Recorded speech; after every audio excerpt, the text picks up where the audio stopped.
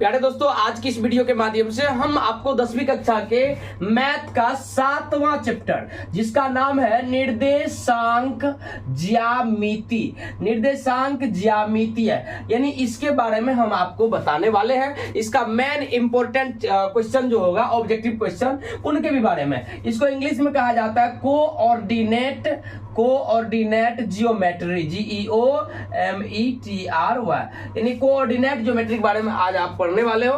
तो आइए इसके बारे में हम आपको बताते हैं। जैसे देखिए, दो बिंदु है, एक बिंदु मान लीजिए आपको x1 और y1 है, ठीक ना, और दूसरा बिंदु है आपको x2 और y2, ठीक ना। आपको यदि दूरी निकालना है दोनों के बीच का, यानी a और b के बीच का दूरी यदि आपको निकालना है, यानी आपको AB निकालना है, तो AB निकालने के लिए क्या करना पड़ेगा, x2 माइनस x1 का whole square plus y2 minus y1 का होल स्क्वायर। ये आपको फॉर्मूला याद रखना पड़ेगा।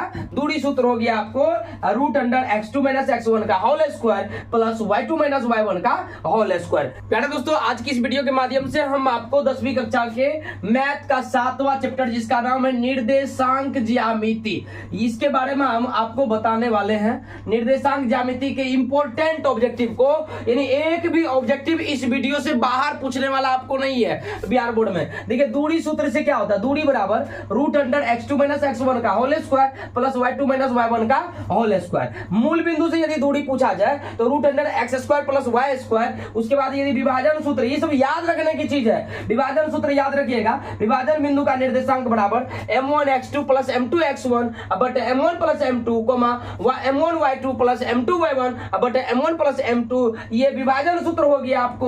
और त्रिभुज का क्षेत्रफल के बारे में यदि बात किया जाए तो 1/2 into x1 into y2 minus y3 plus x2 into y3 minus y1 plus x3 into y1 minus y2। ये फॉर्मूला आपको याद रखना पड़ेगा। 3-4 फॉर्मूला बड़ी इंपॉर्टेंट है इस चैप्टर का। पहला दूरी सूत्र, दूसरा विभाजन सूत्र, और तीसरा जो है ना आपको क्या कहते हैं, त्रिभुज का क्षेत्रफल। ये तो मूल बिंदु से दूरी है, तो ये सूत्र जो है ना आपको इस पे भी लागू हो सकता है। आइए इसका इंपॉर्टेंट ऑब्जेक्टिव के बारे में जानते हैं। देखिए, मध्य बिंदु का निर्देशांक का सूत्र होता है x1 प्लस x2/2 और y1 प्लस y2/2, यानी ये जो है ना मध्य बिंदु का निर्देशांक है। और जानते हैं इस पे आधारित ऑब्जेक्टिव तो गारंटी पूछेगा, 100% गारंटी कह रहे हैं। बीबिया है तो है, यानी मध्य बिंदु का निर्देशांक हो गया आपको x1 प्लस x2/2 और y1 प्लस y2/2। और देखिए, त्रिभुज के केंद्रक का निर्देशांक का ये सूत्र है x1 plus x2 plus x3/3 और y1 plus y2 plus y3/3, यानी ये त्रिभुज के केंद्रक का निर्देशांक x1 plus x2 plus x3/3 y1 plus y2 plus y3/3, यानी ये फॉर्मूला और ये फॉर्मूला आपको पूरा इंपॉर्टेंट आपके एग्जाम के लिए, इसलिए इसको याद रखिएगा आप लोग जरूर। देखिए, क्वेश्चन है एक्स निर्देशांक को क्या कहते हैं। एक्स निर्देशांक को देखिए, निर्देशांक वाले चैप्टर में कोई भी पॉइंट जो है ना एक्स वाई के रूप में होता है। इस तरह से किसी भी पॉइंट को लिखा जाता है। तो ये एक्स जो है ना ये होता है क्या, भुज, और ये वाई जो देख रहे हैं ना इसको कहा जाता है क्या, कोटि। यानी एक्स को भुज और वाई को कोटि कहा जाता है। तो यहाँ पे एक्स निर्देशांक को क्या कहा जाता है, तो एक्स ये ना है, तो एक्स को क्या बोलेंगे, भुज, यानी बी नंबर हो जाएगा। यहीं पे यदि वाई निर्देशांक के बारे में पूछता तो वो क्या हो जाता, कोटि, लेकिन एक्स के बारे में पूछा तो भुज हो जाएगा ये। वाई अक्ष का समीकरण है। वाई अक्ष का समीकरण के बारे में यदि पूछा जा रहा है तो वाई अक्ष के समीकरण के बारे में जब भी पूछेगा तो एक्स का मान 0 होगा, लेकिन एक्स अक्ष के समीकरण के बारे में पूछा जाएगा तब वाई का मान 0 होगा। तो अब आप पे निर्भर करता है कि क्वेश्चन पूछ क्या रहा है। वाई अक्ष का समीकरण पूछ रहा है ना, तो वाई अक्ष के समीकरण में एक्स बराबर 0 होगा, यानी बी नंबर हो जाएगा भाई साहब, B B B B. X अक्ष का समीकरण क्या होगा, अब एक्स अक्ष के समीकरण के बारे में आपसे पूछ ही दिया तो अभी हमने तुरंत बताया। एक्स अक्ष का समीकरण पूछेगा तो y का मान 0, और y अक्ष का समीकरण पूछेगा तो x बराबर 0। तो अब आप बोलिए क्या होगा, x अक्ष का समीकरण क्या हो जाएगा, बोलिए। तो x अक्ष का समीकरण y बराबर 0, ए नंबर हो जाएगा इसका आंसर। x0 किस अक्ष का निर्देशांक है, x0 किस अक्ष का निर्देशांक है, y अक्ष, x अक्ष, xy अक्ष या मूल बिंदु का।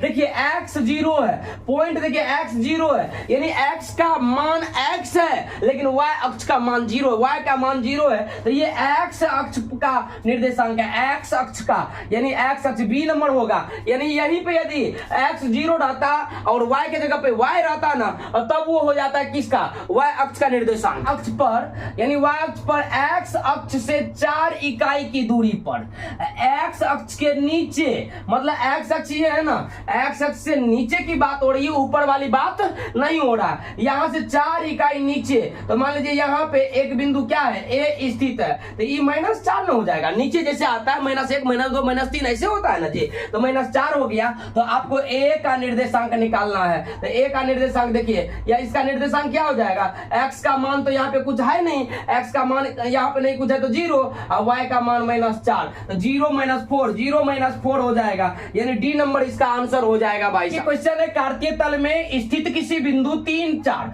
पॉइंट है 3 - 4, ठीक है ना, आपके कोटि का मान क्या होगा, कोटि यानी एगो भुज होता है, एगो कोटि होता है, तो ये हो गया आपको भुज, शुरू वाला भुज, यानी x जो होता है ना वो भुज होता है और y होता है वो कोटि। तो यहाँ पे कोटि का मान निकालना है आपको, कोटि का मान, तो कोटि का मान -4 है, यानी ए नंबर इसका आंसर हो जाएगा। क्वेश्चन है बिंदु 4 3 किस पाद में स्थित है, बिंदु 4 3 जो है किस पाद में स्थित है, ठीक है, 4 और 3 की बात हो रही है, तो 4 का भी चिन्ह प्लस में है, 3 का भी चिन्ह प्लस में, तो यानी प्लस प्लस हो गया, तो जब भी चिन्ह प्लस प्लस रहेगा तो याद रखिएगा ये प्रथम पाद हो जाएगा। कौन सा पाद, प्रथम पाद, यानी प्लस प्लस जो चिन्ह होता है ना वो प्रथम पाद का होता है। आइए हम पाद के बारे में आइए आज हम आपको चतुर्थांश या पाद के चिन्ह के बारे में जो है ना आपकी पूरा कॉन्सेप्ट क्लियर कर देते हैं। देखिए ये सबसे पहले ये समझिए, ये हुआ x y अक्ष, y डैश, और ये हुआ क्या x डैश, यानी x अक्ष y अक्ष आप लोग समझते भी होंगे। इसको कहा जाता है प्रथम पाद, और इसको कहा जाता है द्वितीय पाद, इसको कहा जाता है तृतीय पाद, और इसको कहा जाता है चतुर्थ पाद, ठीक ना। तो 4 पाद होती है, चारों पाद की चिन्ह आप देखिए कैसे ध्यान में रखिएगा। जैसे अभी जो क्वेश्चन आपने देखा उस टाइप की क्वेश्चन जैसे ही पूछेगा फटाक से आप एक ड्रॉ कर लीजिएगा। अब देखिए प्रथम पाद का चिन्ह, इधर आप जानते भी होंगे, जैसे 1 हुआ, 2 हुआ, 3 हुआ, इधर क्या होता है 1 2 3, इधर क्या होता है -1 -2 -3, इधर क्या होता है -1 -2 -3। अब देखिए यहाँ पे भाई साहब होगा क्या, इस पाद का चिन्ह, प्रथम पाद का चिन्ह, ये भी प्लस में, ये भी प्लस में, ये भी प्लस में, प्लस प्लस प्लस है ना जी। तो यानी प्रथम पाद का चिन्ह हो गया प्लस, अब प्लस, क्योंकि इसका भी चिन्ह प्लस है, इसका भी चिन्ह प्लस है, ई घर का ये दोनों दीवार है, तो यानी पहले x और उसके बाद y, तो प्लस प्लस हो गया। इसका देखिए क्या होगा, इसका ये इस अक्ष का पहले ये x है, तो x का चिन्ह यहाँ पे माइनस है। सबसे पहले पॉइंट में जो है ना x को ही लिखा जाता है, उसके बाद y को लिखा जाता है। तो ये देखिए माइनस में है, और ये देखिए y वाला इसका जो भाग है वो प्लस में है, यानी द्वितीय पाद का चिन्ह हो गया आपको क्या, माइनस अब प्लस। तृतीय पाद में यदि आते हैं तो इसका x वाला भाग ये है, y वाला भाग ये है, तो इसमें देखिए ये माइनस में है, सब माइनस में है, और y वाला देखिए y वाला भी माइनस में है, यानी तृतीय पाद का चिन्ह हो गया आपको माइनस अब माइनस। और चतुर्थ पाद की चिन्ह के बारे में यदि आप देखते हैं तो इसका x ये हो गया, y ये हो गया, तो x देखिए इसका प्लस है और y देखिए इसका माइनस है। मेरे भाई कहने का मतलब क्या, यदि इस तरह की डायग्राम यदि आप दिमाग में रखोगे तो आपको प्रथम पाद, चतुर्थ, द्वितीय पाद, तृतीय पाद, चतुर्थ पाद, सब पाद की चिन्ह जो है ना आपको सरलता पूर्वक आसानी से याद हो जाएगा।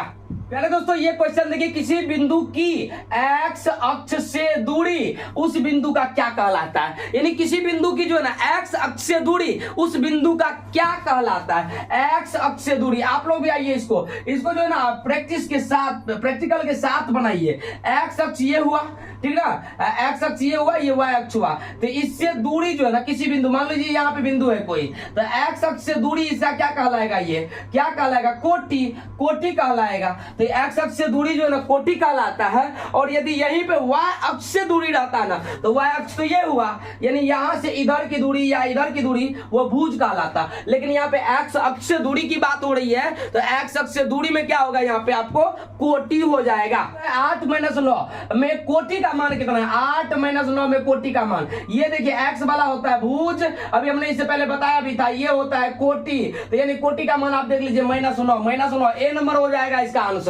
प्यारे दोस्तों देखिए क्वेश्चन है, बिंदुओं -4 3 किस चतुर्थांश में स्थित है? -4 3 किस चतुर्थांश में स्थित है? तो चिन्ह क्या हो गया? Minus plus. अभी हम तुरंत आपको बताए हैं कि द्वितीय चतुर्थांश का चिन्ह जो है वो होता है माइनस प्लस। आप देख भी सकते हैं, पीछे बैक करके आप वीडियो देख लीजिए, ये द्वितीय चतुर्थांश यानी सेकंड क्वाड्रेंट हो जाएगा इसका। कह रहा है आपको बिंदुओं 2 3 और 4 1 के बीच की दूरी निकालना है। 2 3 और 4 1 के बीच की दूरी, इस टाइप का क्वेश्चन गारंटी पूछा जाता है, यानी इस दोनों के बीच की दूरी क्या होगा? हम डायरेक्ट आपको शॉर्टकट बता रहे हैं, रूट दे दीजिएगा, आई शुरू वाला इसका, शुरू वाला इसका, घटा दीजिएगा, 4 में से 2 घटाइएगा, 4 में से 2 घटाइएगा और उसका स्क्वायर कर दीजिएगा, ठीक ना। अब प्लस बाद वाला में से बाद वाला घटा दीजिएगा, 1 में से 3 को घटा करके स्क्वायर कर दीजिएगा। अब देखिए क्या होगा, 4 में से 2 घटाइएगा 2, और 2 का स्क्वायर कितना हो जाएगा? 4। अब प्लस 1 में से 3 घटाइएगा, फिर भी -2, और -2 का भी स्क्वायर होगा 4। तो बताइए 4 कितना होगा? 8। 8 का जब वर्गमूल निकालिएगा तो 2√2 होगा, 2√2। यदि नहीं निकालने आता है तो ऐसे देख लीजिएगा, 4 2 दूनी 4। अब देखिए 2 का जोड़ा लगा इसलिए 2 बाहर आ गया, 1 2 जो है ना बेजोड़ा हो गया इसलिए वो रूट के अंदर रह गया, 2√2 इकाई हो जाएगा, यानी क्या सी नंबर इसका आंसर हो जाएगा। तो -5 7 और -1 3 के बीच की दूरी निकालना है, दोनों के बीच की दूरी निकालना है। तो दूरी जब निकालिएगा तो अभी हमने तुरंत बताया, रूट दे दीजिए और शुरू वाला को घटा दीजिए, तो -1 ही है। अब -1 में से -5 घटा दीजिएगा तो माइनस प्लस 5 हो जाएगा, का होल स्क्वायर प्लस 3 में से 7 घटाइएगा तो 3 - 7 का होल स्क्वायर। अब देखिए 5 में से 1 घटाइएगा 4, और 4 का स्क्वायर कितना? 16, और प्लस 3 में से 7 घटाइएगा -4, अब -4 का भी स्क्वायर करिएगा ना 16 होगा, तो 16 32 होगा। और जब 32 का आप वर्गमूल निकालिएगा, 32 का जैसे देखिएगा ऐसे निकाल लीजिए, 2 8 से, फिर 2 से 4, फिर 2 से 2। अब देखिए इसका जोड़ा लग गया, 2 दूनी कितना हो गया? 4√2, 4√2, यानी सी नंबर इसका आंसर हो जाएगा, सी नंबर।